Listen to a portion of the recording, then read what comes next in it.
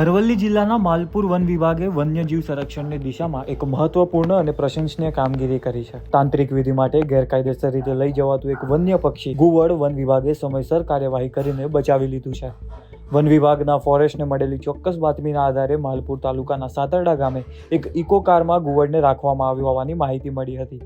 આ બાતમી મળતાની સાથે જ માલપુર વન વિભાગની ટીમે તાત્કાલિક કાર્યવાહી કરીને દરોડા પાડ્યા. દરોડા દરમિયાન ઇકો કારની તપાસ કરતા તેમાં બંદી બનાવેલી હાલતમાં એક ગુવડ મળી આવ્યું હતું, જેને તાંત્રિક વિધિ માટે લાવવામાં આવ્યું હોવાની પ્રાથમિક વિગતો સામે આવી હતી.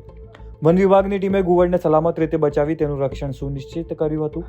આ ગેરકાયદેસર પ્રવૃત્તિમાં સંડોવાયેલા 3 આરોપીની માલપુર વન વિભાગ દ્વારા ધરપકડ કરવામાં આવી છે.